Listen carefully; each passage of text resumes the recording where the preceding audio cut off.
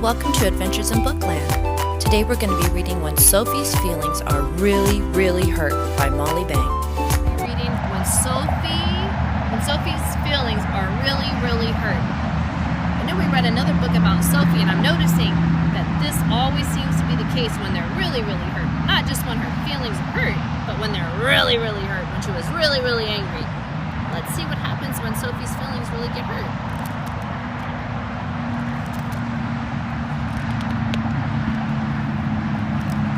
Sophie loves to paint.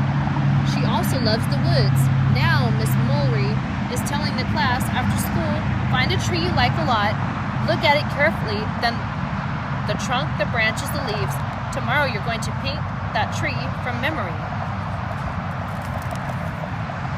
Sophie already has a favorite tree, a big beech in the woods by her house.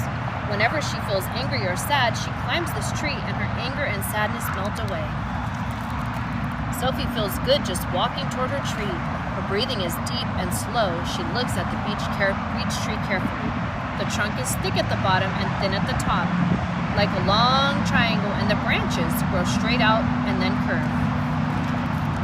As she climbs, Sophie feels the smooth bark under her hands. She looks closely at the bark, the branches, and the leaves. When she looks up, the leaves glow in the sun. Sophie sits on a high branch and holds the trunk, memorizing everything. She climbs down and carries her memories home. In school the next day, Sophie is excited. She knows her painting will show how much she loves the tree. She can see it in her mind. But when she paints the trunk gray, it looks dull and sad. It feels all wrong. My tree isn't sad at all, Sophie thinks. What can I do? She paints her tree turquoise blue. Wow, not sad anymore. But now she has another problem.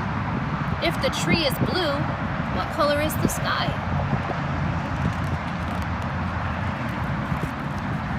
Sophie paints the sky orange. Now the tree pops right out. The beech looks wonderful the way it makes her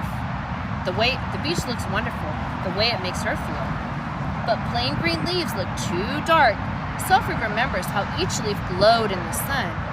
She tries yellow and mixes in some green. She even knows this color's name, chartreuse. Yes! How can she make the tree still more wonderful? She paints yellow all around it as if it's shining. She fills her shining tree with animals she has seen in the woods. Oh, is Sophie ever happy now? Andrew looks over at her painting. Sophie, your tree is wrong, he says. Real trees aren't blue. Other children move closer to see. You made a goofy orange sky too, Andrew says. Everyone starts to giggle. We're supposed to paint a real tree? Sophie, you did it wrong. Sophie feels her face get hot. She stares down at her sneakers. She feels tears dribbling down her cheeks. She wants just to not be there. Everybody is giggling and whispering. Why did she do it all wrong? She hates her picture. She hates to paint. Suddenly, Miss Mulry is there. What's happening, Sophie, she asks. She did it wrong, says Andrew. She made it all weird colors. Miss Mulry smiles. Sophie, tell us about your painting, she says. It's my favorite tree, Sophie mumbles. I did look at everything just like you said. The branches go straight and out and curvy, and the leaves are all jaggedy. I tried to paint the trunk gray, but it looked too sad. Sophie's voice gets stronger. So I painted it bright blue because that's how it makes me feel. How is that? Asked Miss Mulry. It makes me feel good and strong. Yes, says Miss Mulry. When I look at your picture, I feel that too. She holds up Sophie's painting for the class to see. This is a beech tree, isn't it, Sophie? Sophie nods. She feels better. But trees aren't blue, Andrew says. That's true, Miss Mulry laughs. Sophie looked very carefully and painted what she saw. She continues and she used colors to show her feelings. Tell us about your picture, Andrew, says Miss Mulry. It's a pine tree, Andrew says. It's twisty with patchy bark. The pine needles are sharp and pokey. Sophie points at the roots. His tree is holding on to the hill like it will never let go ever. Yes, says Miss Maury, perhaps that shows some of Andrew's feelings about his tree. She holds up the two pictures. Both artists looked very carefully at their trees and made very different and very special paintings. Now let's put all the paintings on the floor. Find something special and different in every one. Maybe something you want to use the next time you paint. Sophie looks at her painting for a long time. Andrew looks at it too. Your blue tree does look kind of happy, he says. And I like how your tree holds on tight, Sophie replies. After school, Sophie walks to her beech tree, but she doesn't feel angry or sad or hurt anymore.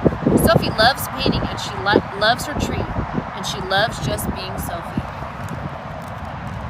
Everyone has hurt feelings sometimes, and people do different things to feel better. Sometimes talking to a trusted friend is helpful, or we might share our feelings with a teacher or parent. It also helps when we make an extra effort to be sure we don't hurt the feelings of others. What do you do when your feelings are hurt? Happy reading, friends. We'll see you next time.